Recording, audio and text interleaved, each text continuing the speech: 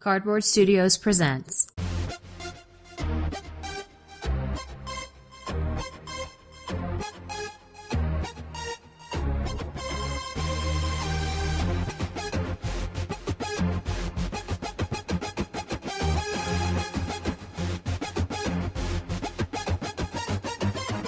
Heavy Cardboard, Episode 19, Automobile.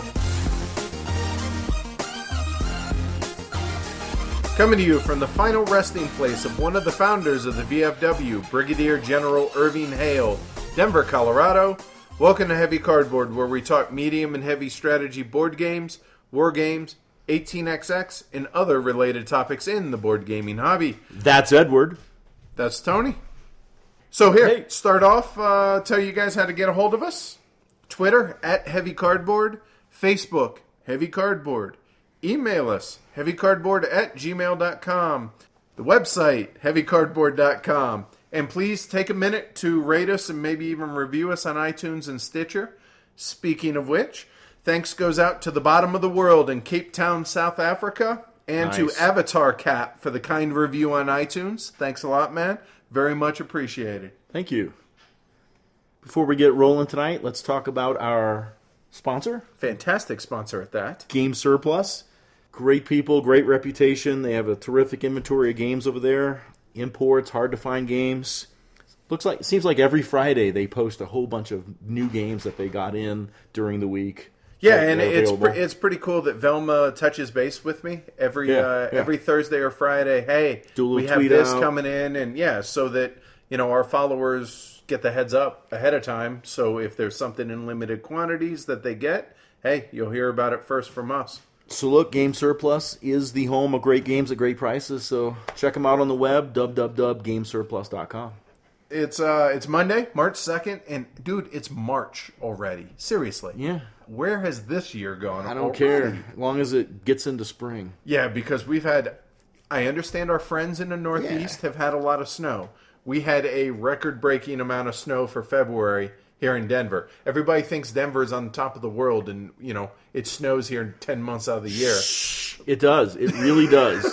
Don't move here. No, but we really don't get much snow, except this month, or, well, I guess last month. It was nuts. Yeah, it's 70 degrees one day and 70 inches the next day. Right, Well, right. not quite that bad, right. but That's what she said. That's the general gist. So, our auction was a pretty killer success, I think. I got to be honest, I'm going to be really happy when it's this time tomorrow, because that means all the boxes will have been shipped out. Nice. And done over with it, because Nice. my lord, that was a lot of boxes. Yes, it was. Thanks you did all the grunt work on that, and I really, really appreciate it. And thanks to everybody out there for buying games from us. Yeah, and hopefully you guys enjoy them. Just allows us to put more games in our collection and talk about them on the podcast. Yeah, there are a lot of empty spaces now, so that's pretty cool. I know, my wife says, wow, you got a whole shelf there. And I said, yes, I do. Why, yes. We've mentioned in the past, there's a couple of little news blurbs here, I just FYIs type thing I want to throw out to our listeners. We've mentioned in the past that we're fortunate to be partnered up with Bags and Board, Yes. which is the radio show down in Stephenville, Texas.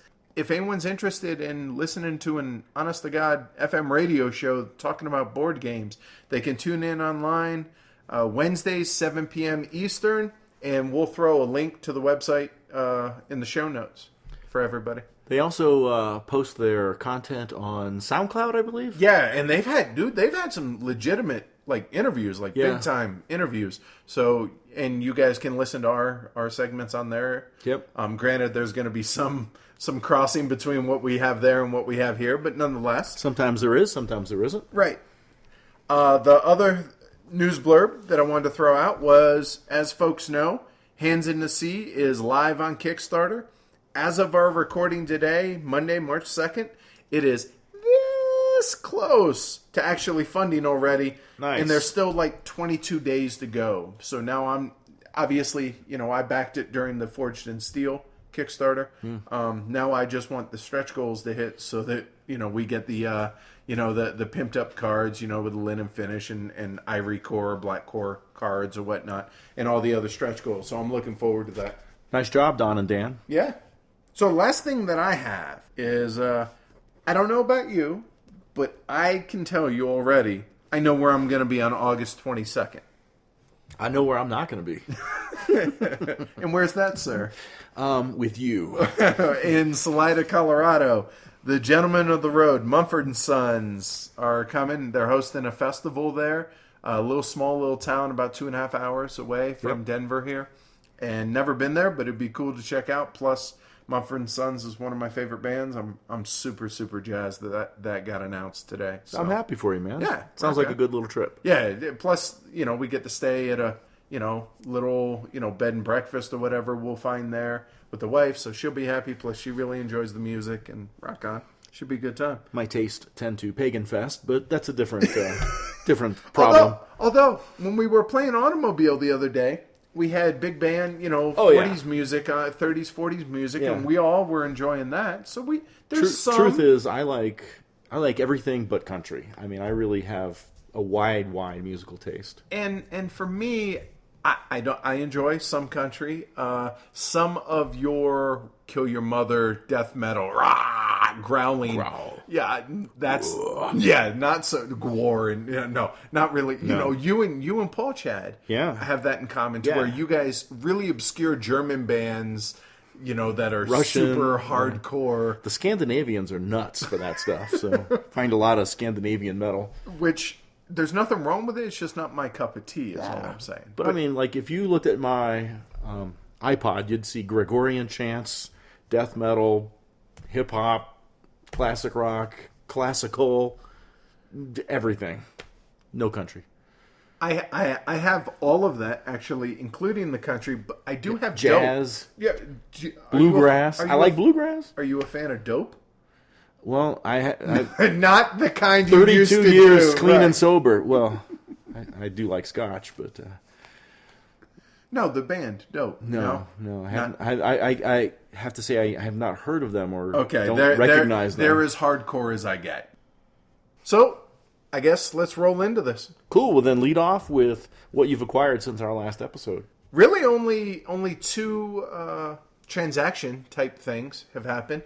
I still really haven't gone out of my way looking for anything, but there was somebody on BGG that offered up a trade before the auction.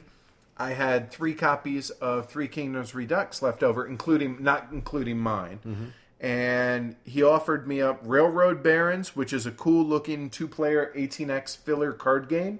That with Concordia and Riff Raff, which is a dexterity game that I was really wanting. fun game. So he offered me those 3 for Three Kingdoms. I was like, yeah, I can do that. I don't know anything about the little railroad car game. It looks pretty cool. It says it's the 18XX card game on the backside, but Concordia and Riff Raff?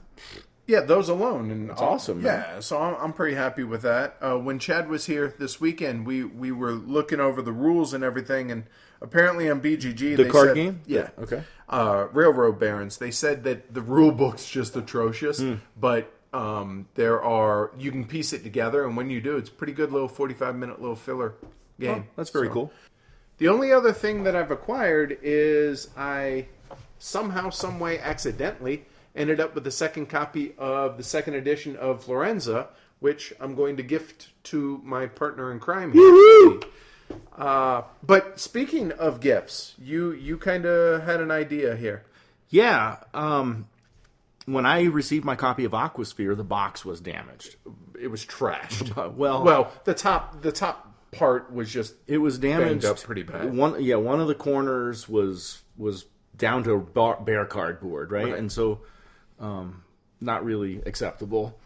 And so I asked Tasty Minstrel, Michael Mendez, who's the head of Tasty Minstrel, if they would replace my box. And he said, absolutely, but it's more cost effective for me to actually just send you a new game. So here's what I have at my house. I took my copy of Aquasphere out of the damaged box and put it in the new box, and took the unpunched copy of Aquasphere and put it in the damaged box. So now I have a unpunched copy of Aquasphere in a damaged box that I would like to continue Tasty Minstrel's generosity and maybe give that away. But here's what I thought. During that time when I was corresponding with Tasty Minstrel, someone and we were talking a lot about Aquasphere on Twitter at the Right. time, and someone said, "Oh man, I wish I could afford that," and that gave me the idea, and I've just been kind of sitting on it and cooking on it until now. And the idea would be, if you can't afford Aquasphere or know someone who can't afford Aquasphere, why don't you drop us an email, and before the next episode, we will confidentially pick one of those emails, and we'll send you Aquasphere for nothing. Yeah. Courtesy of Heavy Cardboard and Tasty Minstrel Games. Yeah. And we won't say anything about it to anybody. Yeah, because or we're not, I mean, obviously, we don't want to embarrass anyone. Yeah, and it's really just a gift. Yeah, you know, a while back I did a pod blast on GMT games and what they did. Yes. And what they still do. And if you guys have... Let me go on a tangent here for a second. During the downturn in the economy, a lot of people were out of work. And so they said, look, if you're out of work, we'll send you a game or two. Just tell us you're out of work. And I thought that was just absolutely awesome. Look, you're down on your luck. Things aren't going good. Here's a little pick-me-up. And, I mean, if that doesn't epitomize everything that's good about this hobby, I don't know what is. So, yeah, if there's somebody out there, email us, heavycardboard@gmail.com. Yes. And that's going to be between you and us. I mean, if we get more than one, we're not looking for the worst sob story, nothing like that. No. We'll just randomly pick somebody and... Just drop a note, toss an address in there, and we'll pick one. Yeah, and one day it'll show up on your house. All right, my acquisitions? Yeah. I have 3 acquisitions. My copy of Versendas Volk came from Canada. Oh, Canada. And I acquired Grand Cru in an auction, so I'm kind of looking forward to that. Grand Cru, that wine game, right? Wine game. It has a bit of a reputation for being good. It's got a couple of flaws here or there, but it's quite brutal economic game. So I'm like, okay, let's give it a try. I know little to nothing about it. Yeah, I got it cheap, so Sure. what the heck? Okay. One of our listeners, Murr, he and I were talking back and forth on email about Key Market. Right, not Key Harvest. Not Key Harvest, about Key Market. He has a copy. I'd love a copy, blah, blah, blah. And I noticed a copy of Key Harvest on his shelf when he sent that picture to us. You know? Oh, yeah, yeah. And so I said, well, how is that game? Because I've seen it around. And he said he quite enjoys it, and he talked a little bit about it and stuff. And so I grabbed a copy. So let's see. What games am I hunting? Yeah. Let's not those. Let's roll into that. No. This is not a heavy-looking game, but, I love auctions and bidding and stuff. And by you mean we. Yes. But like Game of 49 looks fast and painful auctions, which I like. Game of 49? Game of 49. Check it out. Okay. And one of, in our guild, as we were discussing automobile and stuff. Guild on BGG. The Heavy Cardboard Guild, baby. One of the BGG members talked about Locomotive Works, so that spurred me into reading about that game and everything, and I'm considering grabbing a copy. Now, it's got some of the characteristics of automobile in terms of variable demand, but it uses dice. There's been some discussion about, hey, well, lucky dice rolls or unlucky dice rolls really can affect things, but players can, if they play well, mitigate that and stuff. And the little cards with all the old trains look killer. It blew me away seeing J.C. Lawrence. Something triggered him to bring him into the guild, and I assure you he's not listening. But the dude knows his stuff. He knows his stuff, but he really does. But he does have a very direct way of... Yeah, that's a nice way to put it. Disseminating his information? Yeah, it's very one-sided. That's cool. I'll leave it at that. Dude's knowledgeable. When it comes to 18XX stuff, I defer to him. Way smarter than me. Other games, maybe not so much, but when it comes to 18XX, the dude knows his stuff. Absolutely. So as far as me... Yes, sir. Again, not really actively chasing anything. And dude, this really feels good. I'm so excited to look at the shelves and be like, yes, we're playing that next week. Yes, we're playing that this week. Whatever. We're looking at a copy of Indonesia that Chad left here that we're getting to the table next Saturday, which can't wait. So next Saturday, we're talking about getting together with Sweater Mike, Paul Chad, and us, and obviously Amanda, playing Indonesia, Dominant Species, and rolling freight. Oh, rolling freight. Yes. You know, and so one of our listeners actually asked about that, and I was like, well, I don't know, but we'll try and get it to the table, so here we are.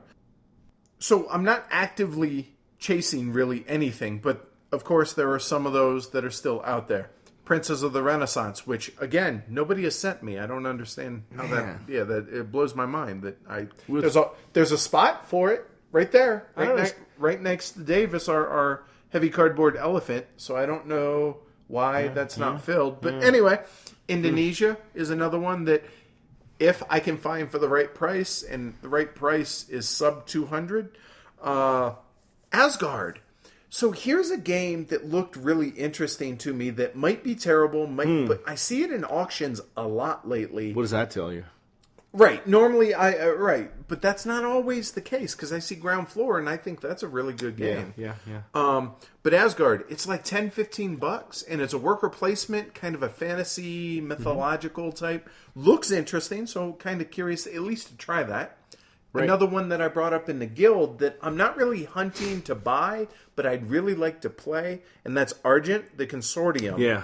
I know there's mixed feelings in the guild on that and other people. Well, last Monday, it was a work from home day because of the snow, and I hurt my back and everything, so I wasn't going to work anyway. And so I was able to have some videos going, and I watched a whole bunch of Argent videos and stuff like that. In fact, I you were the one that planted it. the seed, I think, on this originally. So it's one of those, I think, like I want to play it, and then I want to decide if I want to own it or not, but I probably don't want to, is my gut feeling. But I do want to try it. It seems like Ameritrash worker placement. Yeah, it's interesting, I think. The last one that I'm definitely keeping an eye out, and I have a feeling I'm just going to end up ordering this, and I'm not sure if it's Golden Spike Games or if it's All Aboard Games that is doing the expedited for Deep Thought Games. They both are, but they each have different games, and I think one of them is doing 18 Ardennes. I'd seen this and I'd been like, oh yeah, maybe I'll look into it more. Well, Chad played it with the Bonnie Bray 18XX group here on Saturday, and he started describing it to me, and it's an expert level 18XX. This is like the opposite end of the spectrum from 1846. There are 15 minor companies that open at the beginning, and knowing which ones and how much they're supposed to go for and all this, the fact that there are 15 minors that grow up, and then the majors all start as 5-share majors, and then can eventually grow into 10-share majors, I think is just... I heard that, and I was like, okay, I'm sold. I really, really want to get this game. Nice. So that's the last on my hunting, but not really going out of my way to grab type list. Cool. You know, often we play games together. What have you been playing that I may or may not have played with you? Well, obviously, you know, there's plenty of automobile that's being played. Beep, beep. Castles of Burgundy, we got back to the table. Cool. Which I'm going to talk about here in a little bit. Riff Raff, the dexterity game that just got, that's just silly fun. Mm-hmm. We finally, you and I, got Wir sind das Volk to the table. Yes. For a abbreviated game. Short game. Which we'll talk about more later. You brought over Lancaster, so I finally got to try that. I really dug that. I really enjoyed it. I really want you to play it with 5. The 3 was like the learning game. But even 3 so, players. I enjoyed it with 3, so that was a good sign. You can see what it offers with 5. Right. We played Village with Village Inn and Village Port, which, in my opinion and yours, I think we said this previously, but maybe we just were writing it and it was on the guild. So. Village Port is a must-have. Village Inn, maybe not. I thought that Village Inn was a must-have until Village Port, and now our question, only having one play, is does Village Port make Village Inn unnecessary? I don't think so. I don't know for sure because it was new to us, so we were all like to play in the port and stuff. So we might have been artificially avoiding the inn, which is possible. Which is totally possible. But Village Port is it's a must. Yeah, and then Village Inn probably, I would say. Yeah. We also played Fresco, the copy that you had gotten from the live auction here at Genghis. Yeah. Really enjoyed that. That was a lot of fun. Yeah, we've played it several more times. Mm-hmm.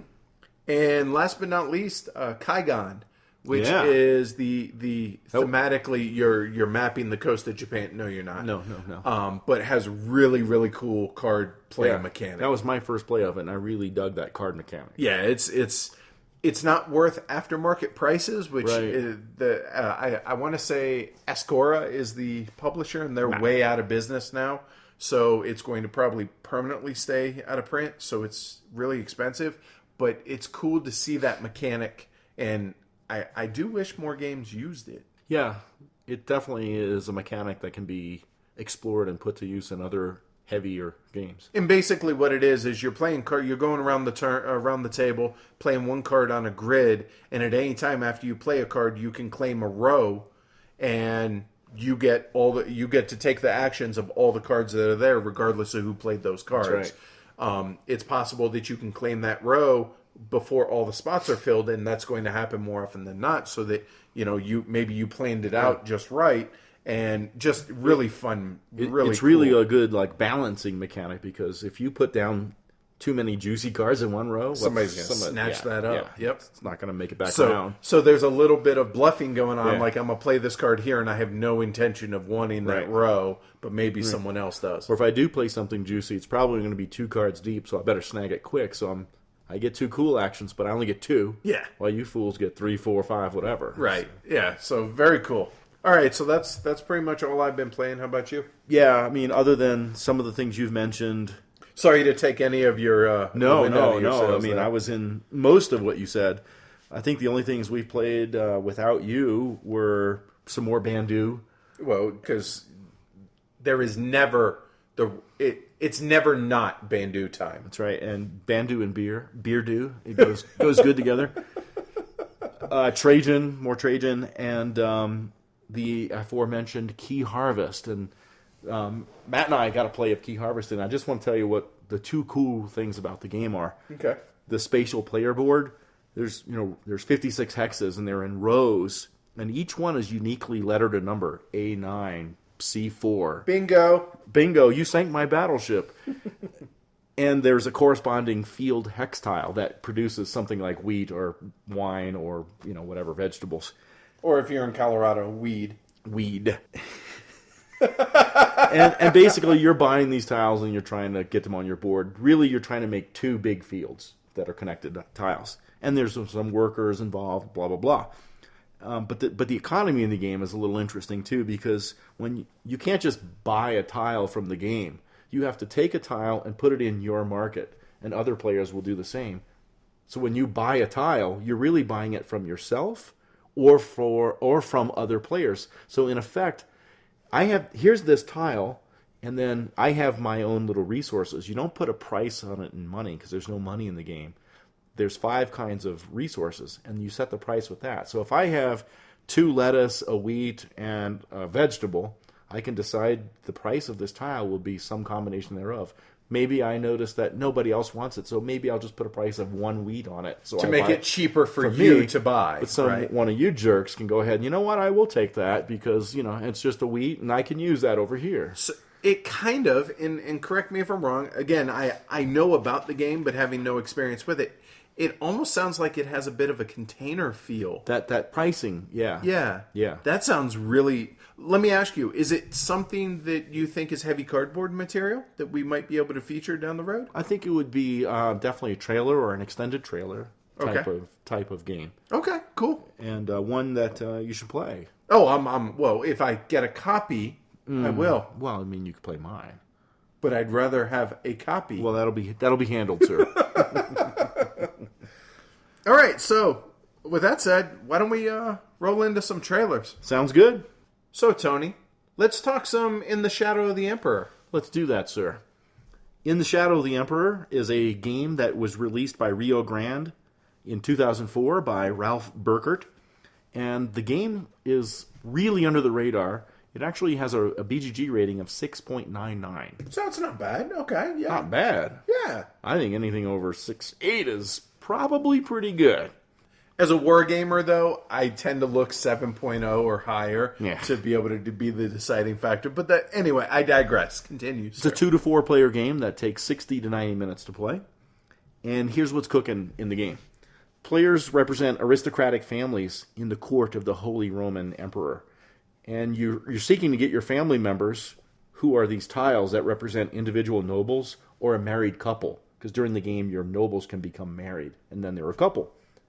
You could try to get them into influential positions in the various electorates of the empire. Once there, they accumulate votes from that electorate to be elected Holy Roman Emperor.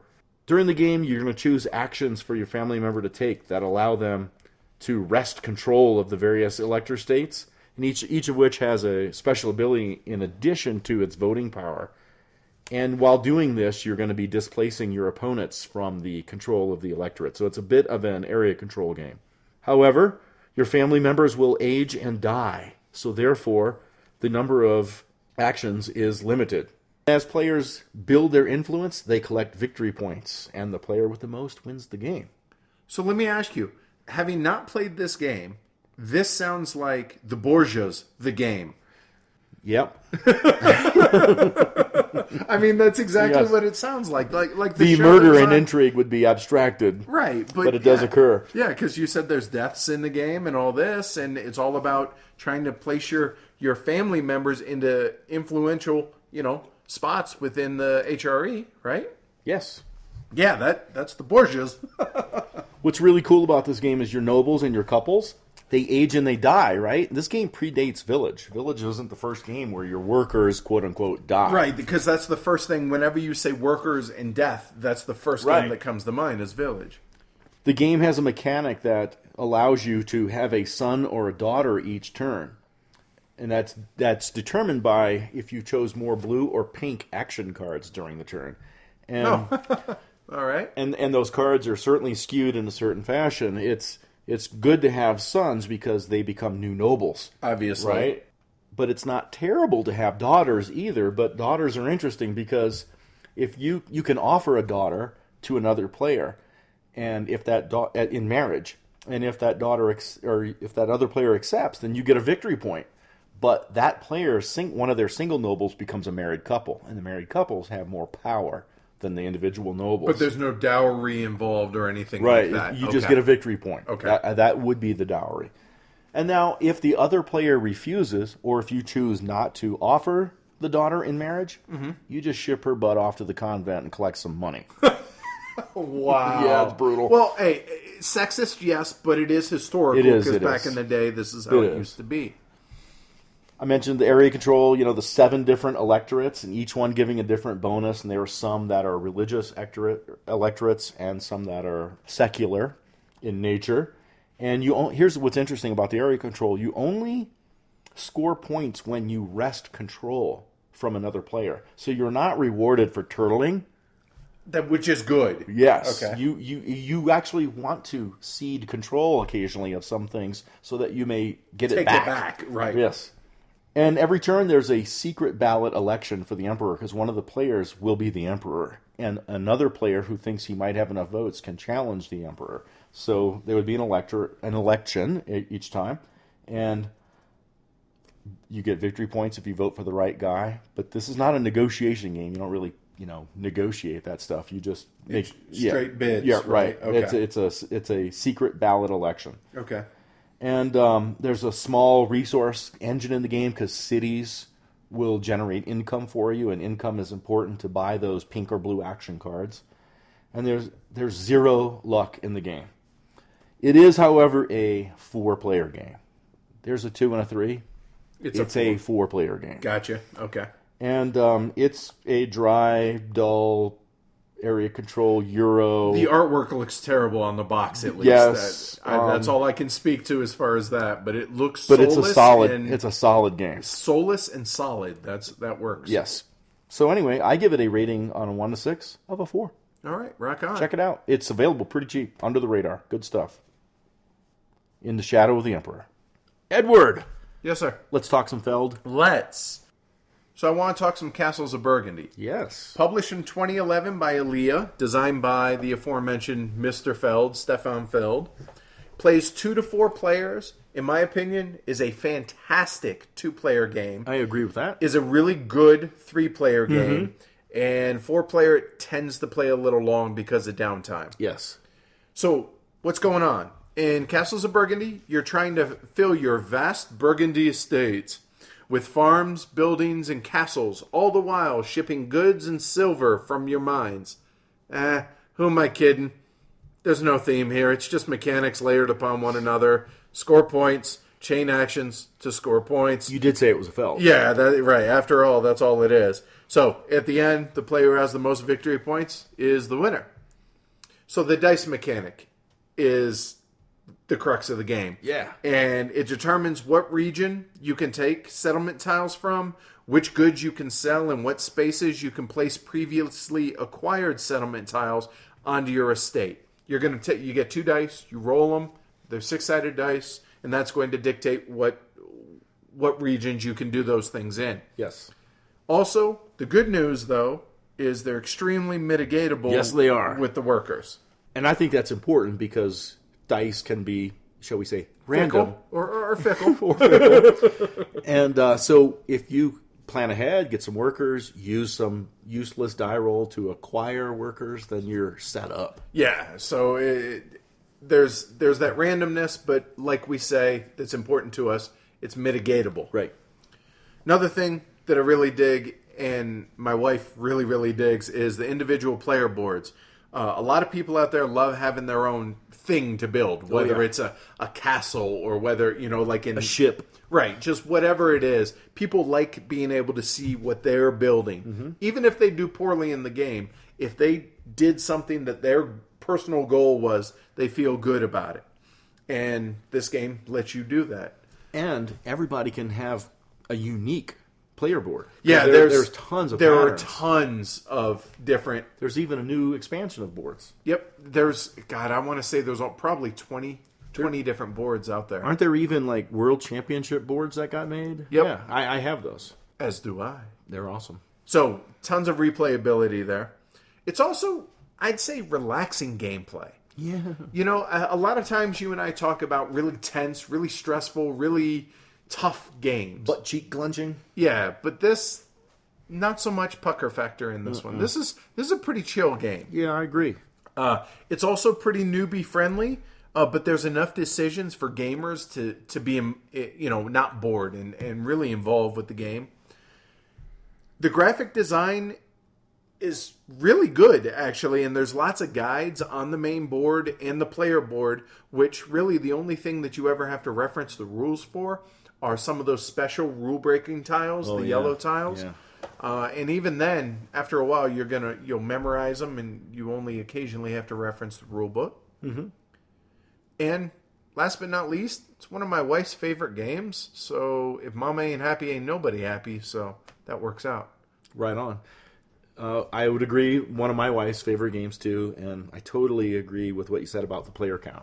So there are a couple of, I guess, less than stellar things about it. Like we said, it plays a little too long with 4 players. Yeah. It says it's 2 to 4 players, and I think most people would agree that really it's a 2 or 3 player game. Mm-hmm. There's little interaction, but there is a little bit of screwage in that you can take tiles that you think somebody else wants. Like if they have a pasture that's all sheep, and there's a sheep out there, I don't necessarily need the sheep, but I see you need it. I can go up and gank those sheep from you. But other than that, this might be... And by gank, you mean I can purchase them before you get a chance to. Yes. I'm not really ganking them out of your kingdom. No, not off your player board, but I get them before you do. I would call it multiplayer solitaire for the most part. Yeah, I agree. The artwork is pretty lackluster. It's Aaliyah's artwork that they've been known for, so it's kind of meh, you know? And the tiles, they're really thin cardboard, as are the player boards, but I'll be honest, you get a whole lot of game for $30 or sub $30. I think it's 27, $28. So can't really complain about the thinness of the cardboard too much. So like I said, it's one of my wife's all-time favorite games, and for that reason alone, I'd have to rate it at least a 5. But I think a 5 is a fair spot. We can play this anytime we have a free hour.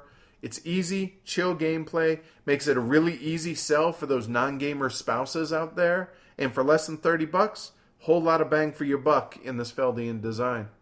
And that's Castles of Burgundy. Time to get those engines revving. Let's talk a little Martin Wallace automobile. Automobile, the 2009 economic game from Martin Wallace. It's published by Mayfair Games, the edition that we've been playing. But of course, there are other ones like Tree Frog. And the artist of the edition we've been playing is Frank Zarni. The player count for this game is 3 to 5. Officially. The length of the game is about 2 hours. So let's get rolling here with a few things. Let's talk about components and graphic design. Let's talk about the counters. They're very thick.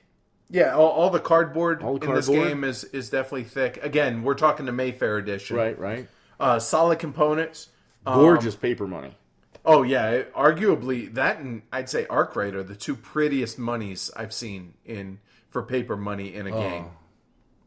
Man, I think Automobile's got that dialed over Arkwright and everybody. But anyway, my opinion, my taste. So I will say the Mayfair board, though, it's a little too busy, and it's easy to overlook some of the cardboard cars if there isn't a giant stack out there. That said, the Tree Frog edition board looks way cleaner and way easier to see. Plus, that Tree Frog version has all wooden components, so, wood. Yay. I think the artwork on both games for the automobile spaces, the factory spaces, is gorgeous. Oh, as far as the actual cars themselves, beautiful. Rest of the board, functional. Not a beauty. Right. I do have one little beef with the Mayfair version, and that's, since everything is thick counters, the parts factories and the car factories look too much alike, and it's really and plus they're flat. Have you ever heard of wooden factiples? Even in the deluxe version, they're flat pieces of wood. Right. But anyway, so number one, the cardboard versions are the same color, and they only have a little bit one different has of a little iconography wrench. That's blended in. I mean, they're really hard to see. When you're looking over there, you go, well, no, you've got 3 factories. Be like, no, I it's 2 have in 2 a car in a parts factory. Right. It's a little bit of a pain in the butt. agree. That's really my only graphic faux pas I have with the game. But other than that, the component-wise, they're solid construction. I'm happy with the thickness. Just like you said, the differentiation between the regular factories and the parts factory Sucks. That's a good way to put it. How do you feel about the rule book's quality, its clarity? Oh, I think it's super clear. I think it's really good with one exception. There's one thing we found really easy to misinterpret, that all cars are cleared at the end of the round, not just sold cars, which we made a mistake early on with. And I think the rules are pretty good. We learned relatively easy. We did have to seek some clarification on things like that from the BGG forums, but overall, the rule book's all right. Good. Yeah, and this is the Mayfair I'd give it version. a B. Yeah. Availability and cost, well, the Mayfair version's out there online for $45 or so. And there are a total of 3 versions of this game. Right. The Mayfair, which is just the basic standard cardboard for everything, for the most part. There is the Mayfair Deluxe. Right, which comes in a wooden box, Yes. is all kinds of fancy. It basically uses a lot of the components from the Tree Frog edition in this, but it has the Mayfair board, that wooden box. It's a blend of the two. Yeah, in the wooden box. And then that's available from online for $108, pretty much anywhere you look. Yeah. And then the last but not least, which is the Tree Frog edition, which is the one I'm actively looking for, and that runs, I would say, anywhere from $100 to $160. And this is wood everywhere for everything. It even has wooden money in this one. And the board is completely different. And I'll be honest, if I had a choice, it clearly would be the Tree Frog edition board. Yeah. It's just from a function standpoint, the spaces... It's cleaner. It really is. It's cleaner. the best way I think to know, I know to describe it is a lot of 18xx old school guys hate a lot of the new versions of stuff like 18OE and stuff like that because they feel like it clutters the board too much. It's too hard to see. Well, they would prefer the Tree Frog edition of the board because it's just it's function over form, and which I'm in favor of as well, just not with 18OE. So when it comes to number of plays, this game's kind of weird for me because I've played it 4, 5, 6 times, whatever, like from 2004 to 2010. Uh-huh. And then I hadn't played it again For 5 years. until the 4 or 5 times we just played this year. We busted out 5 plays of it, and we covered 3-player, 4-player, and 5-player in all those plays. Yes. Let's talk about the scalability of Automobile. 3-player. I think we're going to have a difference of opinion, I think, as far as the scalability on this. So let's also add in the 2-player variant also. We have not played it. Well, hold on. We have not played it. However, with what we've experienced, I feel like we can speak to it. 2-player... Okay. I haven't even looked at a 2-player variant. I feel it's not worth my time to look at a 2-player variant of this game. And that's kind of what I was going to get at, was 3-player... I think is fine, but I feel like that's the learning version of the game. It is because things are so open, right? And it's and easier you to can track learn stuff. the mechanics, right? But in one of our 3-player games, you could play really aggressively, and our game was pretty tight when you do that. So, but otherwise, it's really just too easy to avoid each other. Yeah, it just doesn't have that tension that a lot of people who are looking at this type of game are going to want. And that's not going to be the 3-player version. No.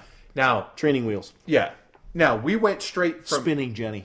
And I was going to bring that up, but I was like, I don't want to talk about too many other games.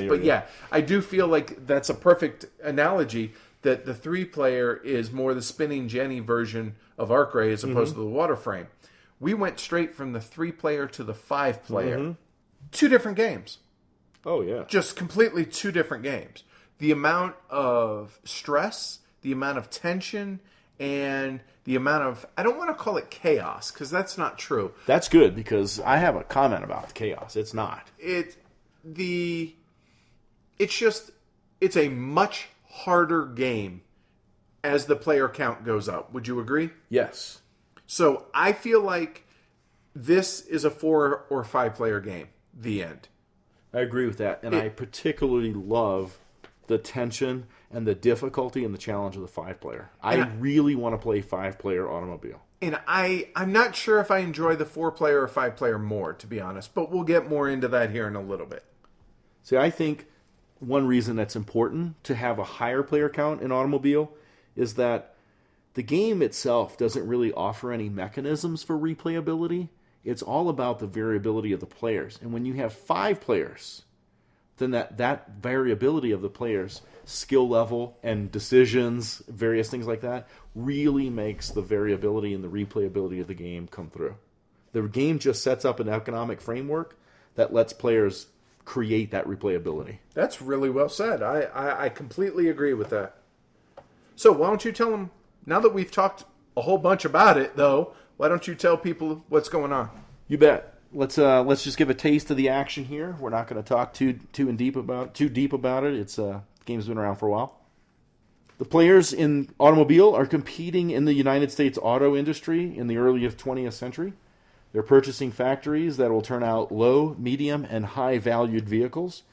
Game begins in 1893 and moves through history from there. The player with the most money at the end of the game is the winner. Now, to get money, you need to build cars with your factories. But if you build more cars than there are demand for, not only are you going to lose the money that you spent to make those cars, but you're going to gain inefficiency cubes that'll hurt you later in the game. Market demand for the cars that you produce is a random variable that will always be within a known range. Each player will know a portion of the market demand each round and must make their purchasing and manufacturing decisions based on the information they know and estimations of the total demand. And that's where the difference in the player count really comes into play. Yes. Players can advertise or discount their cars in order to move their market share of the demand upwards. Of course, this is important because consumers love buying the latest and greatest. So as newer models roll out of the newer factories and make their way onto the market, they sell at the expense of the older models. Think of it as cult of the new for car buyers. Nice. And those older factories, they're going to give you more inefficiency cubes as time passes, but this encourages the players to keep pace with technology. Players can also fund distributorships around the country, but if they don't supply the distributors with enough vehicles to sell, they'll go bankrupt, providing you with still more inefficiency cubes. Now, these inefficiency cubes can be removed by factory closings, but that, of course, has its own economic cost, as when you close a factory, you will lose some inefficiency cubes, but you'll never get the amount of money out of the factory that you put into the factory. And all of this in only 4 turns of 3 actions each. Luckily, the players can select a famous automotive personality from history on each turn to help them chart their way. And these personalities provide various bonuses or abilities for the turn in which they're selected. And that's automobile. That summed it up pretty well. So, let's talk about the weight of this game and what gives it that weight, sir. So, let's start with that. So, let me ask you. Normally, at this point, we say, hey, what makes this game heavy? Right. Or what makes this game medium weight? Right. Well, I noticed you didn't mention that this time. You know, you're a wise and observant man. So, why don't you tell people why that is?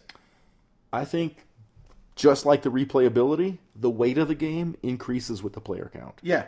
At 3 player, I would call this a medium weight game. I agree with you. A 4 player and 5 player is when you start getting into heavy game territory. Yes, sir. So, with that in mind, let's roll into the complexity. Lead us. Well, honestly, I feel like the complexity is fairly low here. As far as, it's not in the rules. The complexity is not in the rules. Right. Teaching the game can be a bit of a pain in the butt for one aspect. You're trying to explain that there's 3 ways and 3 different times to sell cars, and how demand tiles are only one of those ways. It's been difficult for us to teach that. It's one of those, shut up, quit asking. You'll understand when you see it. It'll click. It's one of those things to where you just have to see how it works for it to make sense. But once you see it, you're like, oh, okay, yeah, I got you. But once you do, boom, that's it. I mean, you could pretty much only build factories, make cars, that kind of stuff. So the complexity is not in what you can do, it's how those things fit together. Right. Plus, having that phase track on the board, it makes things easy to follow. Oh, yeah. Printing out player aids from BGG only, is really the only referencing of the rules that we ever really had to make. Yeah. For the special abilities for the roles, of the characters. Right, exactly. Yeah. Outside of that, but then you start learning them. Right. But even so, it's like, wait, hold on. Which one can I build factories where I already have them? Is that, Howard? Is that Craig? Whoever it is. It helps clarify that. But outside of that, complexity-wise, I'd say that's about it. Let me give you my take then on the planning required to play this game. I think it's in both camps. There's a tactical element, just like business. Every turn, I need to reassess the position of my business and those businesses of my competitors and make immediate adjustments. I need to build new factories, close old ones, make more cars, make less cars, whatever it is. And then strategically, just like business, I need to manage all that and grow my business value over the time frame of the game through the smart reinvestment of the funds that I make and business loans that I can get. I can reinvest those back into my business in a smart manner, and at the end of the game, I hope I have the most valuable company. Well, geez, thanks for taking it all right there, man. What? No. Do you agree? Oh, yeah, I absolutely agree. That's what I'm saying. There's not a whole lot left. Because you can't really plan too far ahead. No, because you don't know turn order is going to come into play. You don't know what the other players are going to do. They absolutely, if you're later in turn order, that absolutely can dictate what actions you want to take. There's only 3 actions per round, 4 rounds, so that's 12 actions in the game. Vinos, anybody?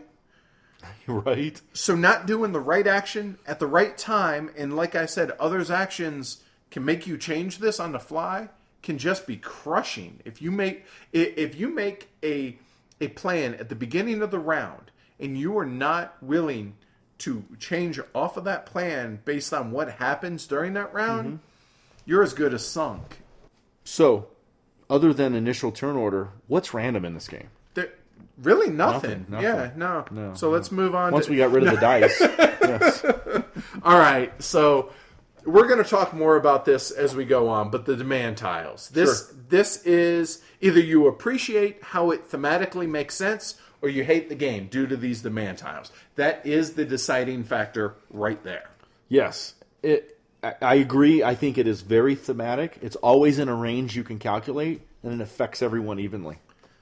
Let me bring up something that you just brought up about you can calculate the range, right? Mm-hmm. One of the guys from our guild, Brian, or as his username is, Not Jeff, right. he said, quote... We just call him Not Jeff. Yeah, right. Paul Chad, Not Jeff. Not Jeff, right.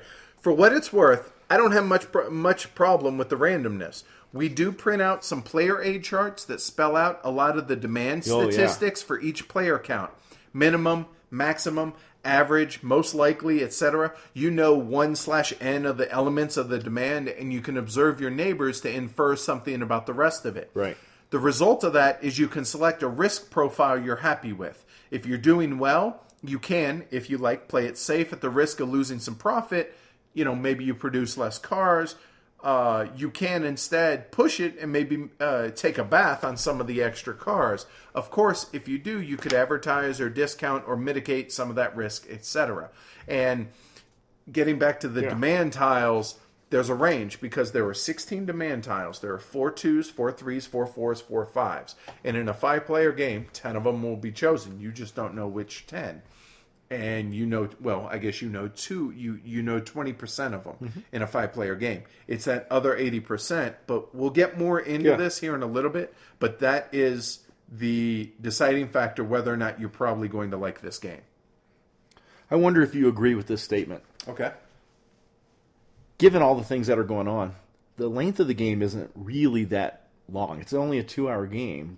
Essentially. Maybe 2.5 with 5 and new players. So I really don't think that the length of the game has any weight bearing. It doesn't contribute, you're saying? Well, but is it reversed in this game? Because of you only get the 12 actions and it adds weight to each decision I make with each action. Each action is more important, so it's not like the length of the game in reverse due to its brevity adds to the weight of the game. So it's not a 4-hour game type of heaviness. This is this is ending soon, and you have limited actions. Don't screw up game. How long do you think it takes someone to get a game? I'd say a quarter of the game. Once you go through, i.e., a turn. Yeah, once you go through a full round and you see how the game plays out. Starts to make sense. By the end of the first game, you're ready to go in with a plan for the second game, knowing that it's probably likely to go to hell early, because, quote-unquote, no battle plan survives contact with the enemy, right? That's right. So what do you think? Would you agree with that? Absolutely, I would. One turn is critical to your understanding of the game. 2 helps a lot because there's 2 demand chits to worry about. But you one understand for the mechanics of the game. Yes. But the actual strategy and strategy. Until you play a 4 or 5-player game, you're not going to understand just how much of an ass kicker it's going to be because it almost seemed friendly in a sense.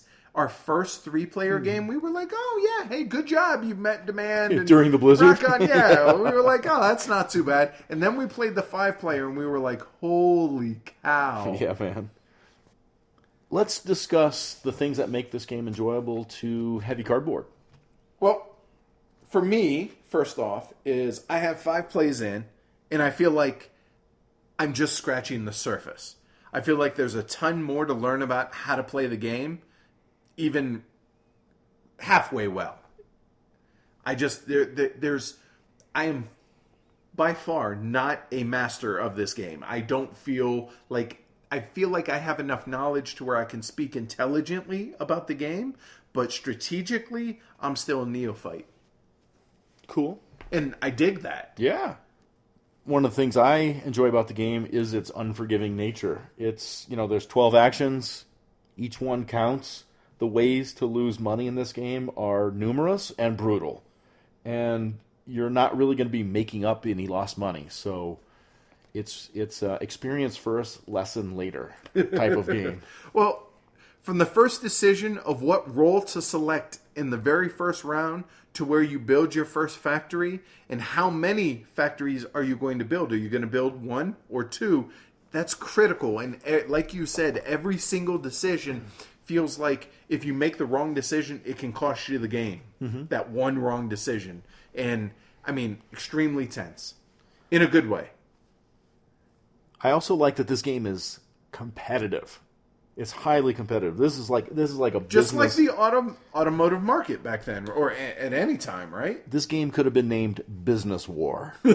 So, things that you do, jumping ahead on the technology track, which is the factory track. It's like every space is further technologically advanced cars. Right. Making cars, advertising them, or discounting them to undercut somebody by a couple of cars, make them screw up their calculation on the demand. Playing your salespeople correctly. The thing that stands out for me from our 4-player game we did the other day was in the last turn, I built one factory in a $600 brown factory spot only because A, I'm going to get that $600 back at the end of the game. B, it caused one extra loss cube to be put down the line on all the brown factories, and I caused one player to close their factories before they wanted to. That was me. And lose a little bit of money. Yep. And everybody else had, so, you can just do, dick moves like that. On kind of the same kind of idea, you're given a lot of tidbits of information. Who selected Howard? Who's putting out distributors? 2 of the demand tiles after the first round. Right. Where on the production track each factory is, and turn order. You have to merge all those little tidbits of information to help you determine which cars and how many of those cars are you going to produce, where to open factories, and or which factories to close. And if you do a poor job of merging that information, you're going to take a bath in loss cubes. Yeah. Sure, you can take a loan, but it should be taken only when absolutely necessary because it's $50 a turn and $600 at the end of the game. The $600 being the $500 for the loan plus the $100 in interest. I think that this game, in spite of everything we said, is very rewarding. When you have a good round and you're handing out the cash for sales and you've taken in more than the other players, you know what? Feels good. Oh. And when you screw somebody out of selling 2 cars, feels good. Turn that knife a little bit, right? Be like, oh, did you overproduce? Oh, did you not? Oh, I'm sorry. So closing factories, like you talked about early, which you made me do in that 4-player game, it helps prevent loss cubes, and it removes half the ones you already have. And it gives you much needed capital in the game. However, you're going to lose money by doing it if you do. If and when and where all comes into play and makes for even more tough decisions. Do I close this factory? Can I hold off? Can I eat the loss cubes and not get rid of half the loss cubes that I have already just to be able to hold out to where I make that extra 100 per factory at the end of the game by not closing it? Yeah.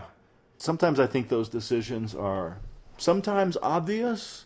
Like, oh, gee, I need to make some cars, or I need to get some salesmen out there, or whatever. Some distributors, they call them. Right.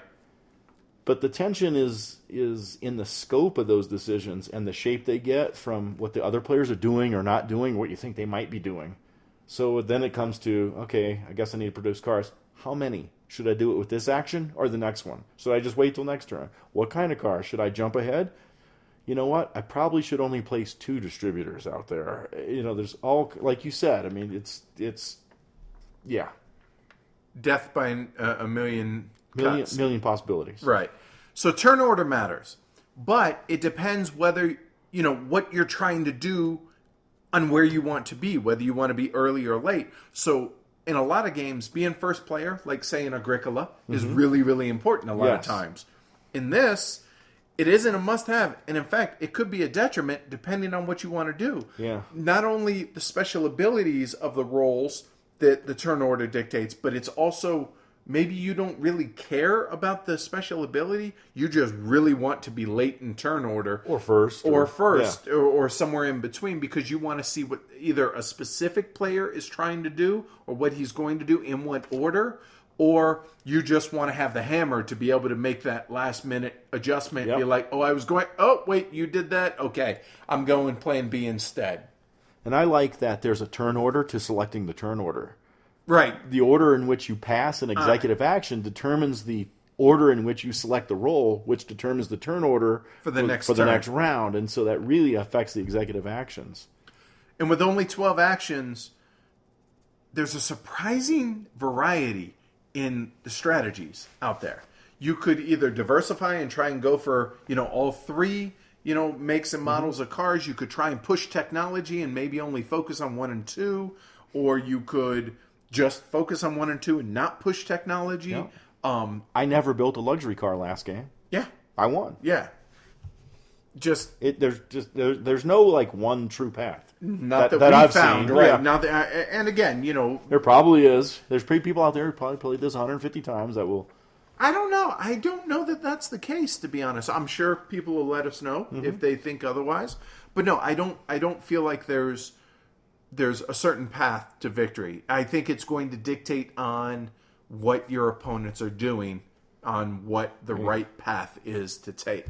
And are you reactive, or do you make your opponents be reactive, based on where you go in turn order and all? It's just for only 12 actions, man, there's a lot to figure out. I think other than when players are APing, there's really not any downtime because you really need to be watching what people are doing so that you can figure out what you're going to be doing. I really dig the way the distributors work. Yep. One for me, one for you, but am I going to place it on the middle so that they have the flexibility to be able to go produce or to be able to go out and sell mass market cars or luxury cars? Or do I just put them up there because I only have luxury cars so I can't put them anywhere else? But then again, if I put them there and they sell luxury cars, they're not going to be able to be used to be able to sell the mass market cars next turn. And maybe I need distributors down there. I love how it seems like such a simple mechanic and a simple way to do it, but it just feels right. It just works. One more thing, and then a question for you from me. Okay. The one more thing is, I'm going to use that E word, elegant. Ugh. I think that this game does something rather elegantly and abstracted and simply, and that is that since the factory spaces represent technological advancement and cars are sold in the order of technology and factories that are less advanced earn progressively more loss cubes, the competition for sales opportunities and having more efficient factories drives us to spend the money on moving forward technologically. So it's kind of a little model of competition and the search for profits driving innovation. Yeah, I could see. Yeah, that's thematically. Exactly. Yeah, it totally fits. So what's the question? Do you feel that victory in this game is lucky or earned? Oh, it's earned. Oh, clearly. I don't think there can be any argument. Now, let me give it, and I don't want to single this out saying that you got lucky. I want to preface that wasn't the case. But in one of the games that we played, we as a table screwed up in the first round by allowing you to have a monopoly on the mid-range cars. Yeah. And you got out to a lead with that as long as you didn't screw it up, you were probably going to win that game based on what we had, as a group, had screwed up inadvertently. And we realized, I had mentioned it, I'm like, I feel like we might have just lost the game. Yeah. But it still required you to not screw up. You guys immediately recognized and took action. So yeah, I had to play well. Right. And that was just the game teaching us, Can't don't somebody do that right. anymore. Right. This is a business war. But I think that was, and I felt like that was appropriate. If you let somebody have a monopoly, they're going to have an advantage. Yeah. And it just, again, thematically, it makes total sense. So I got a couple other things. Okay. The losses really hurt. Mm-hmm. But you don't want to play it too safe and underproduce, as then you're left in the dust by those that push the envelope. But if you push too far, you're foobarred. Yes. Because not only did you pay to produce the cars, but then if you don't sell them, you not only get loss cubes for each and every car that you didn't sell, you then lose those cars. I mean, and then those loss cubes don't go away unless you do something to get rid of them, and you have to pay for them every round. And okay, $10 a cube, you have 4 loss cubes at the end of the first round, $40, it's not a big deal. Right.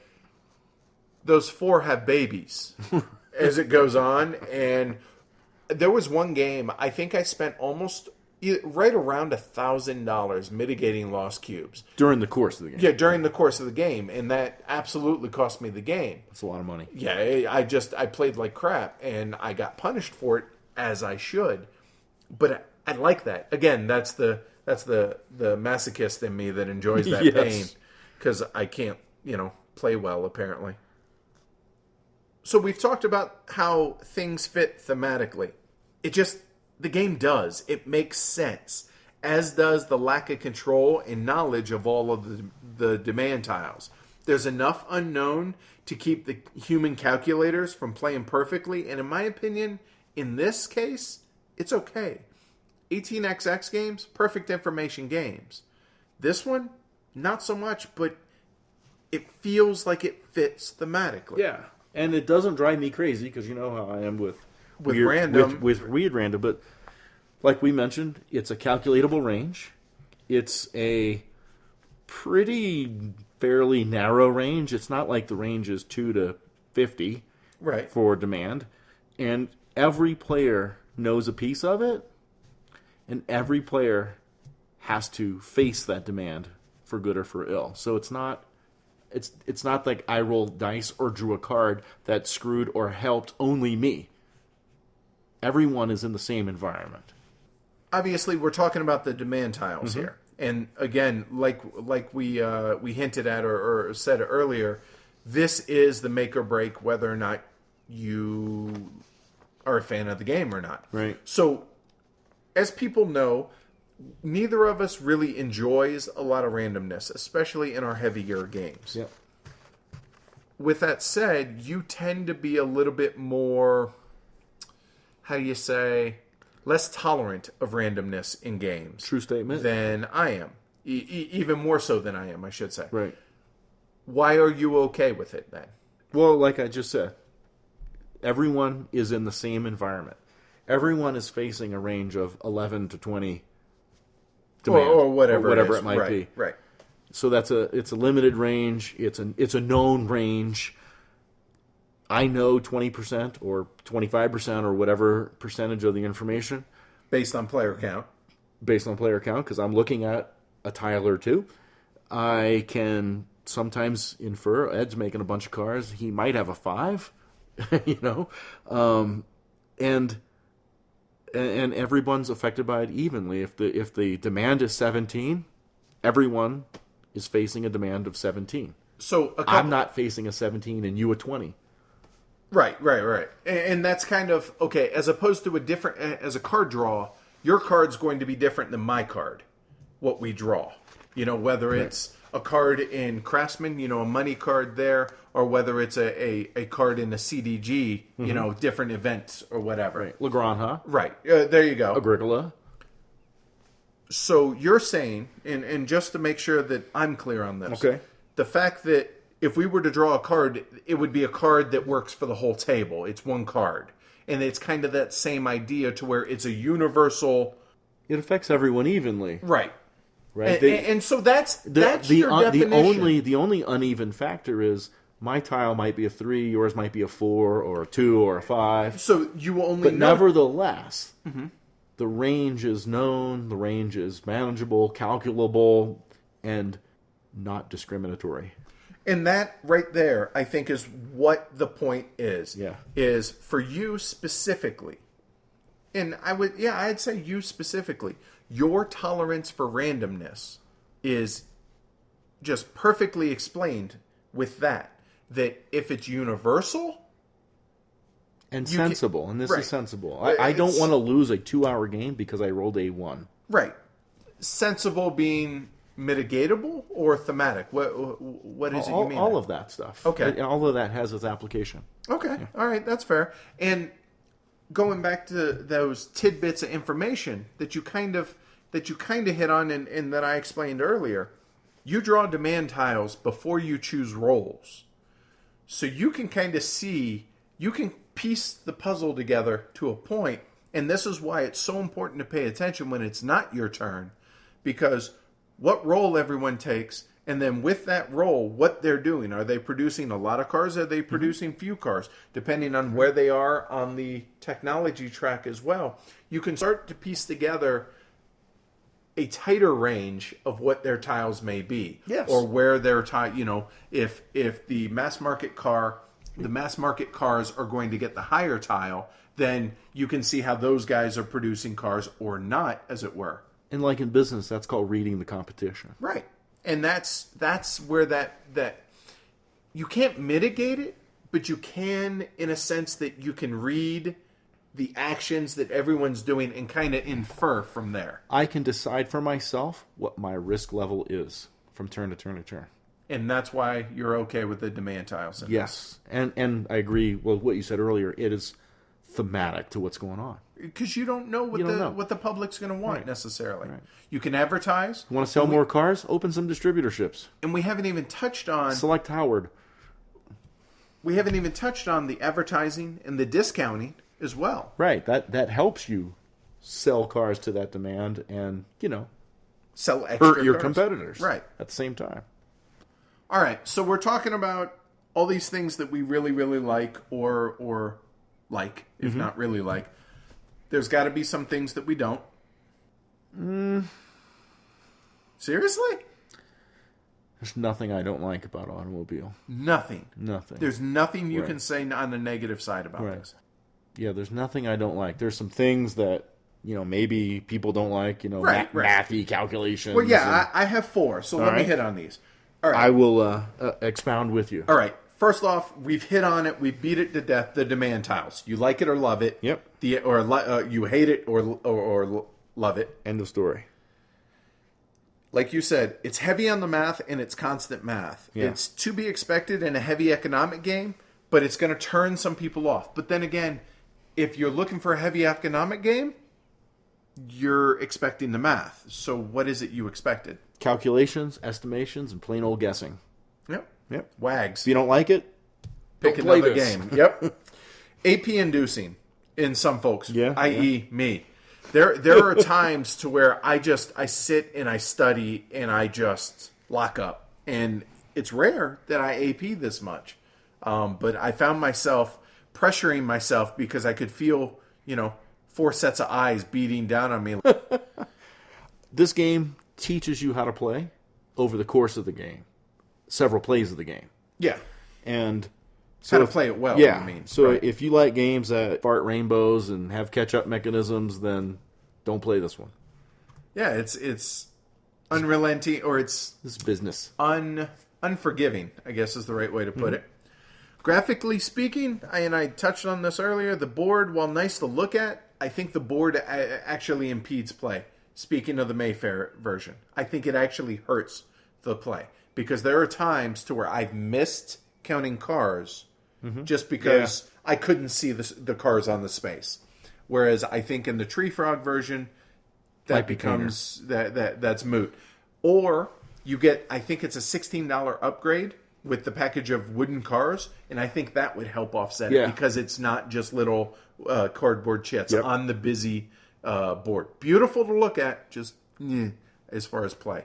I'm gonna get a copy of Automobile. I don't own a copy of Automobile. Yeah, you're going to get my copy once I get my tree filled. I'm gonna totally pimp it with wooden factories and wooden cars, Yep. and I'm gonna get like wooden other buildings to represent the distributorships and all kinds of you stuff. printed out heavy cardboard money. Heavy cardboard money, because the is paper awesome. money that comes in the game is beautiful, but it's paper money. And so you It's actually non-functional. you printed out the heavy cardboard elephant with the denominations and laminated it. Yes. Because laminated paper money is Works- good paper works money. well. Right.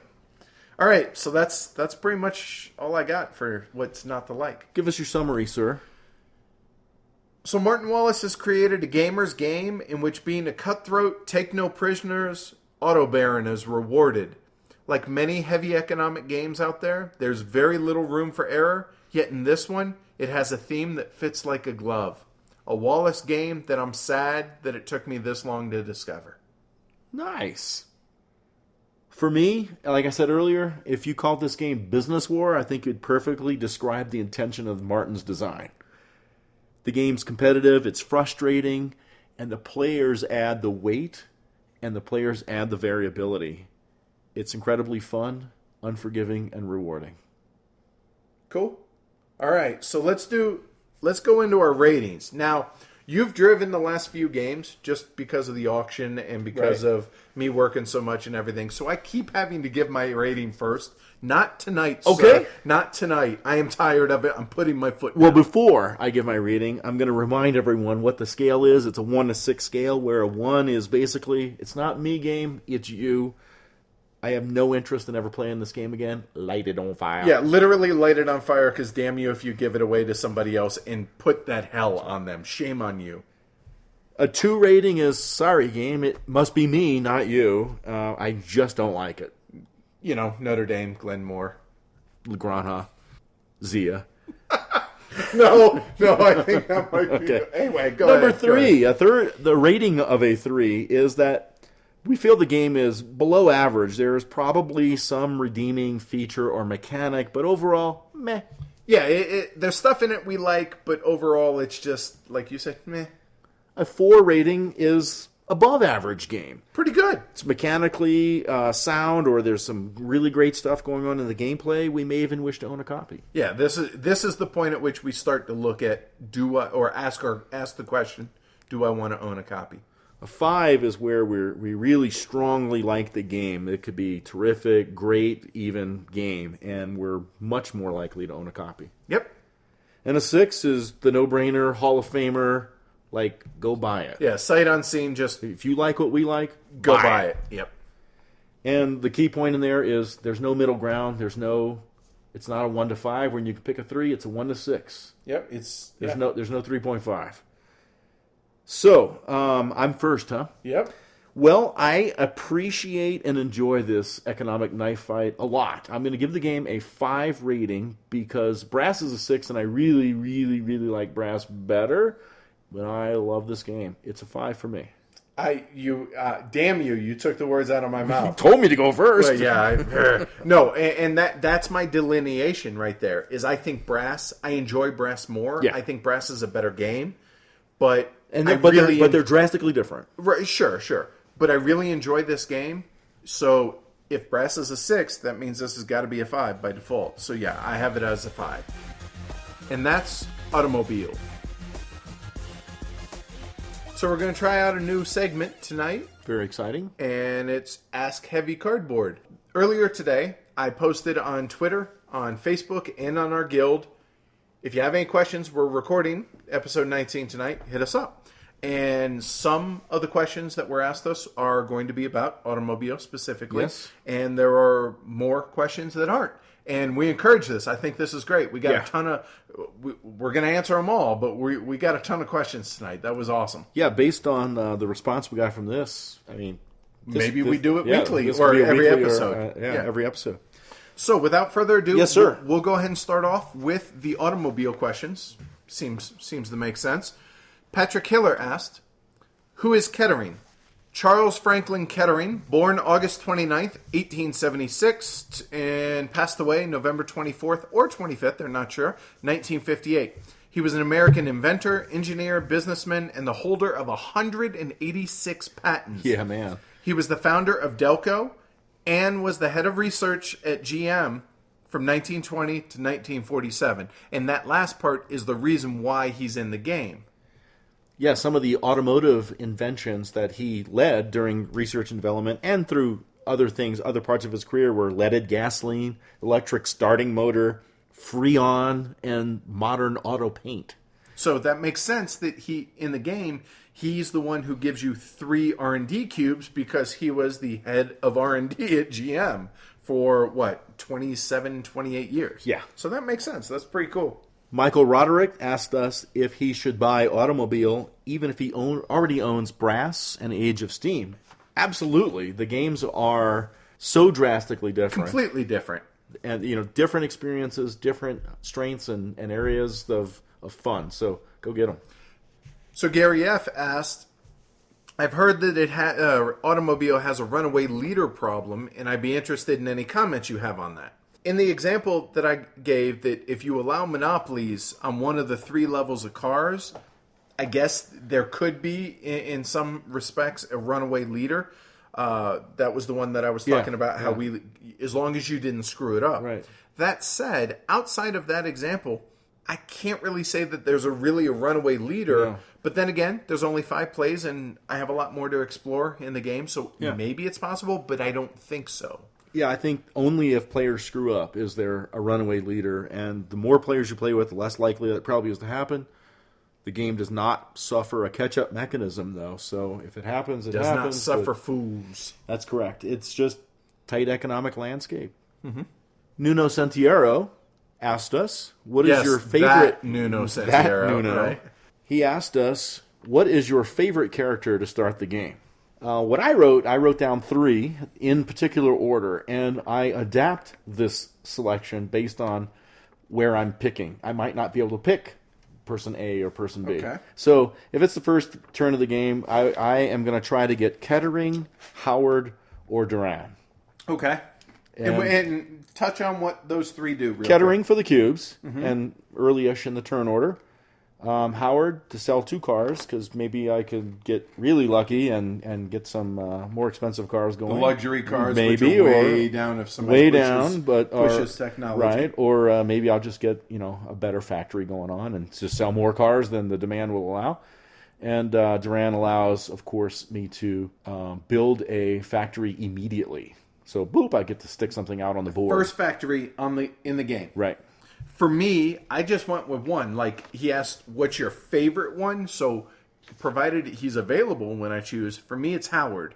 Just because because in the first round, there's only demand for the mid-range car. Yes, you can sell through your distributors, but outside of that, you're not selling mass market and you're not selling luxury. So if you get into either of those markets, it allows you a jump on those to be able to get those out ahead of time. You guarantee some profit. Yes. Apparently he was one heck of a salesman. Must have been, yes. Right? So Ken Sin asks, officially the game supports 3 to 5 players, but most of our games are played at 2-player count. I know there are a handful of 2-player variants, and we're playing 80 to 90% of our games 2-player. Should we still pick up the game? No. No. The game shines with 4 and 5. 5. So no, the game no, is 4 is great. Yeah, 4 is great. I just love 5. Even if your play group were 2 or 3 players, I'd still say no, unless you're a collector and you just want to have it for those occasions in which you're going to play with more players. But if your main group is 2 or 3, I'd say no. So we had 2 people ask the same question, not Jeff and DK Eisen. Both asked questions about the random demand tiles and if they help ruin the game or super important to success, and do you feel the information sufficient to make proper decisions, et cetera, et cetera. And I don't know, I think we kind of I think we hit on that pretty well. Definitely. Benjamin Leggett asks, or kind of just said, talk about how you guys learned/taught the game and what you would have done differently if you taught it again. Let's just address the teaching part of that. Okay. And that is, like you mentioned during the show, sometimes it's like, hey, just let me get through this and explain it. It's going to make sense to you, even though you don't understand it now. But that's hard for players to accept. And we play with players that they try to win. Mm-hmm. And they want to learn because that's going to help them win and be better competitors for us in the game. what I'd love to do the next time we teach the game is play one training round and then just reset the board and go. Let's see, the last automobile question is from a good friend of ours, Brian Olmsted. And he said, where does automobile rank in the Wallace games that you've played? Let me start on Yes, this. sir. And this kind of will piggyback on another question that got asked by another listener, that I haven't played enough Wallaces. Yeah. Or I've played 7. Let me rephrase that. That's not enough. There are a bunch up there on my wall that I think are going to be really, really good, but we haven't played them yet, and so I can't really answer that. Yeah, I'm looking at 13. Yeah. And if I've played 7, Right. I mean, it's too small of a 7 sample. of those, right? Right. So I didn't really answer it. Okay. So I would put brass number 1. Yeah. Automobile number 2. I don't know. That's Maybe me. A Few Acres of Snow might be my number 2. But anyway, go ahead. You take the list. Halifax Hammer. Yeah. So Bryman for me, brass is number 1, automobiles number 2, and then after there, I'd probably say of the 7 I've played, Steam, Gettysburg, First Train from Nuremberg, Struggle of Empires, and A Study in Emerald. Haven't played any others. Of the 7 I've played, that's how I'd rank those. You haven't played Age of Steam? No need to play Age of Steam. I agree. Moving on to non-automobile questions. Yeah, so that's it. So thanks for all those automobile questions, guys. Awesome. Hopefully we got you the answers you wanted, or at least answered them, and maybe not the way you wanted them. Jason Obermeyer asks, which thematic games do we enjoy? You go first, Okay, so good. that we end on a happy note. I want to make sure that here's what I consider a thematic game. I think that's the politically correct term for Ameritrash. It's an immersive game. It might be narrative-based, atmospheric. It features action, combat, dice, character development, whatever. Some examples might be Battlestar Galactica, War of the Ring, Descent, Flashpoint. What about a game like Panamax? We're talking non-Euro here, right? We're Is how talking you're- non-Euro. Okay, all right. So Okay. that's what I think. Like I said, Battlestar Galactica, War of the Ring, things like that. Zia. So which thematic games do we enjoy? For me, none.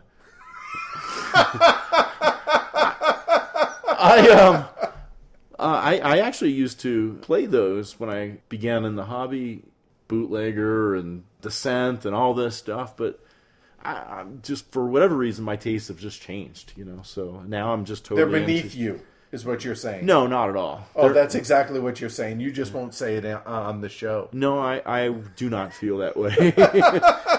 Because, I think everyone, you like what you like. Sure. It's... Obviously, who am I to judge? Splendor won Game of the Year for BGG, right? I don't know all this, BS about elitist and crap like that. That's not me. That's not us. People, Right. You like what you like. No, I'm just pulling your leg on this and trying to get you in trouble. So for me, thematic game that I enjoy, the first one that jumped off the page for me is my all-time number 1 game, and let me give a little bit of a background on this. I absolutely love HeroScape. All right, it's that old. Who was it? Hasbro, I think. Who? Nah. I Milton don't Bradley? know. Yeah, I don't know. Parker Brothers? Anyway, I'm sure everybody who's listening knows what HeroScape is. If you don't, go look it up. For me, the reason HeroScape just fits for me so well is I grew up always wanting to be able to build model railroad train layouts. I didn't care about the trains themselves growing up. HO scale, N scale, whatever, I don't care.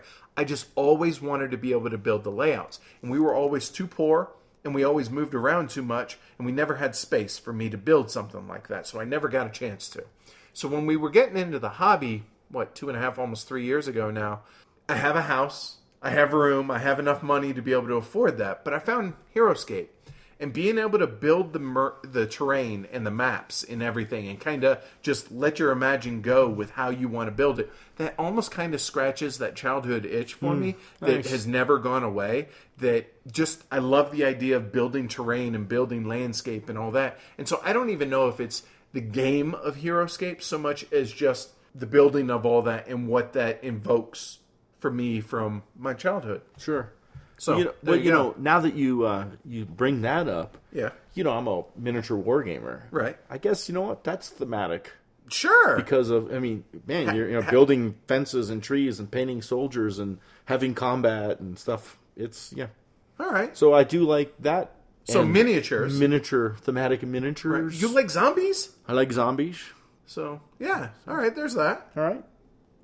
The Department of Subjectivity, one of our Twitter followers, asked what Bandu/Bossack rules do you guys play? He mentioned they play the Canadian variant. Which you're going to have to learn me on, because normally all we play is the standard auction one. Right. The base up game. for sale, up for refuse. Right. And we also play the one that's in a line. I forget the name of that. Yeah, I can't remember either, but everyone's drafting pieces. Right. And then you can select from the first one in line from any player. Right. Yeah. So those are the only two that I've played. Same here. Okay, so tell me about this Canadian, and I have a variant that I want to try as well. Mr. Subjectivity made me interested in what's this Canadian variant, and so it's not in the rule book. So I did find it on BGG in the variant section, and basically it's like a community tower, and each player will select a non-red piece that will be part of the base of the tower, and the rule is that the piece must touch both the table and another piece. So if there are 4 players, there's this like 4 pieces that form the base. And then from there, players will build the tower up. Oh, okay. But here's how it works. I will take a piece. Let's say I'm sitting to your right, and I'll pass it to you on my left. And you will either place that piece, and if you knock over the tower because I handed you some jerk piece, I get a point. But you can say, you know what?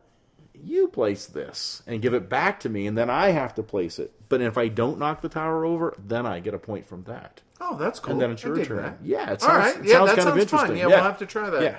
So the one that I thought of, and this might be a variant out there already, I just was thinking about this. We both like, and I'm going to butcher the pronunciation, so I apologize, but New Heimat, right?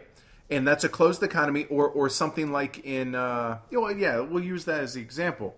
In the base game with the auction, whether you auction to win it or to not win it, the gems go back into the bag. What about the idea of you pay the auctioneer? Unless the auctioneer wins, then he has to pay out of the game. Yeah, it'd be worth exploring. It might some fashion of a closed economy. Yeah, I dig that idea. I think that'd be fun. So that's that. All right, Todd Koch asks, what heavy game has elegant, streamlined rules, yet depth and difficult decisions? And I think you and I are going to differ on this, because my first thought is, I wrote down, it's early to say, but I feel like Wir sind das Volk might fall into that category, but you pointed out... I feel like they have a lot of... Our game, we played a game and it ended like after the first round, because, which we'll talk about. Because it's easy to screw up. Sure. So I think, maybe it's basically fit. simple, but it's really easy to screw up. I think you need to play a few games. All right.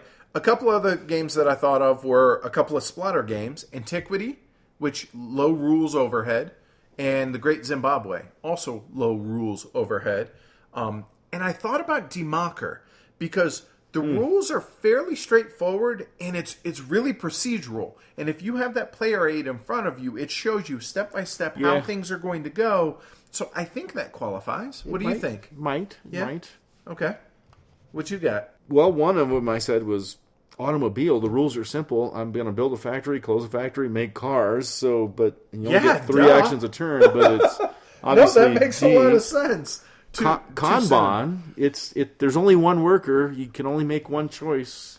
My only counterpoint to Kanban is, and this is something that even with all the plays we have, we still forget. Oh wait, I already got 3 certificates. I qualify for that bonus tile, or I qualify for this one, or hey, does this training track? Which one did I just unlock? And the stuff with the meetings.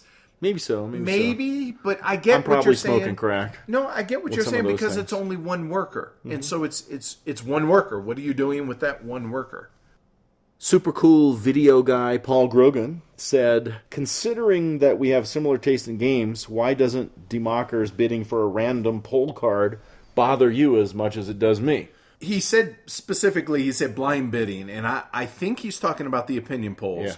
And which aren't blind bidding. Only the turn order at the beginning of each round is blind bidding. It's open bidding, but I digress. Nevertheless, it's still a random. Sure, assuming he's talking. You don't about know what it is when you're polls. agreeing to pay $50 for it. You don't know what it is. Right.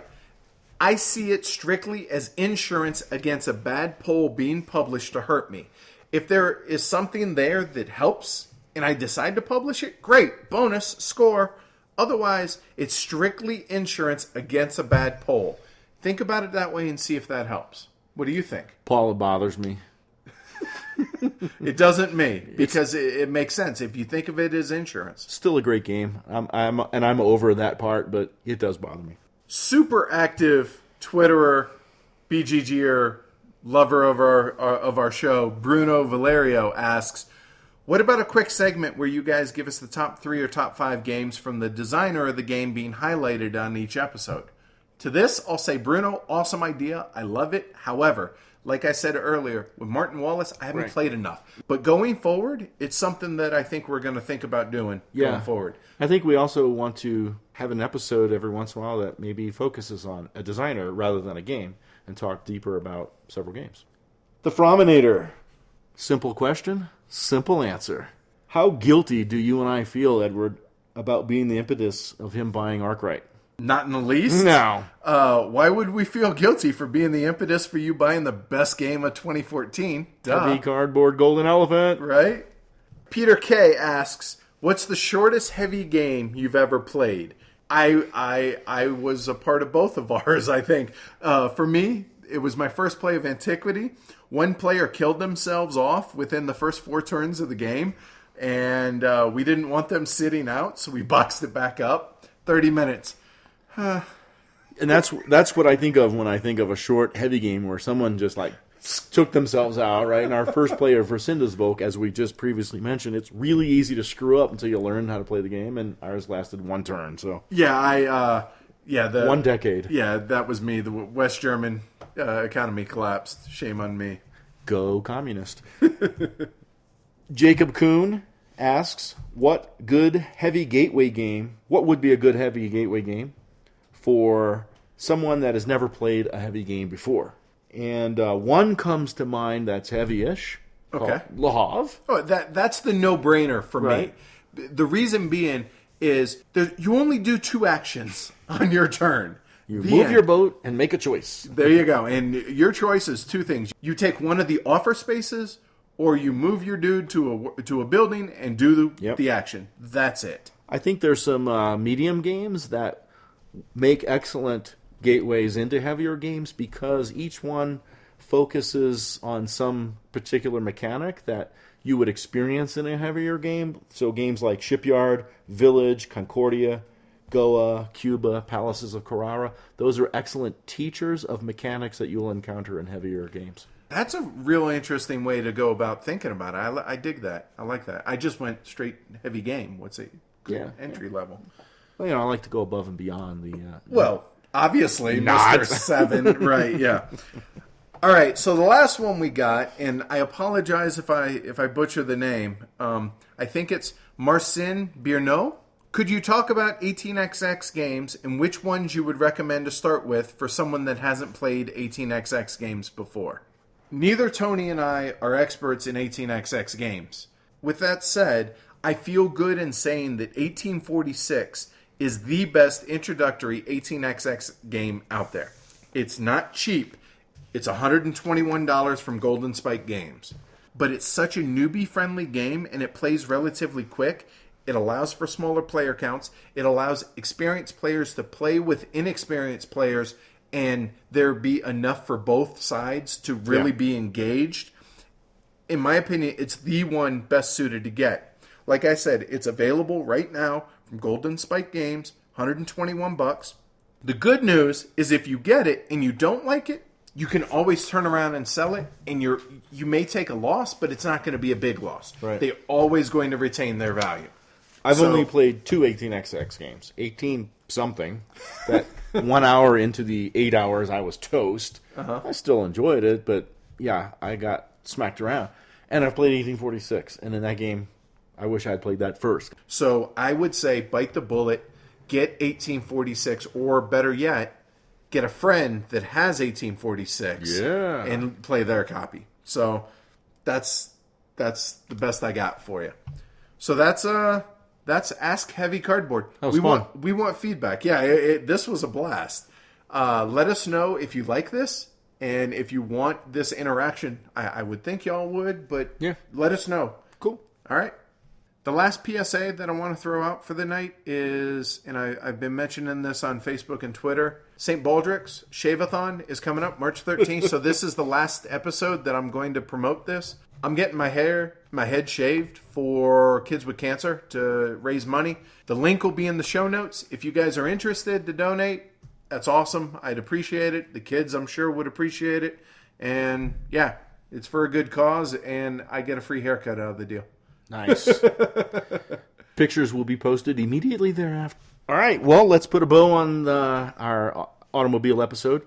Remind everybody that Game Surplus is our fantastic sponsor. We thank them very much and encourage you to check them out at www.gamesurplus.com. And we'd appreciate it, and they would appreciate hearing if you go to them, if you heard about them from us, or went to them because of something we said. Yep. Let them know. That way, they know that them advertising with us is working. So holler at them. So how do people get in contact with us? Would you remind them again, sir? I will. Our website, heavycardboard.com. Email us. Feedback, please. We want to hear it. heavycardboard@gmail.com. Facebook, Heavy Cardboard. And every day, all day, 365, Twitter, at Heavy Cardboard. So that's it, guys. That's a wrap on Automobile. This has been a lot of fun, and hopefully you guys enjoyed it. I really appreciate meeting and talking about automobile with you this evening, sir. Yeah, this has been good. I'm glad you can drive home and not have to worry about the snow. That's right. This is the first episode in the last 3 with no blizzard going on. I know, right? Nice. All right, so we'll talk to you guys hopefully on the forums, in the guild, on Twitter, on Facebook, and all that, and we'll holler at y'all in a couple weeks. See y'all. Bye.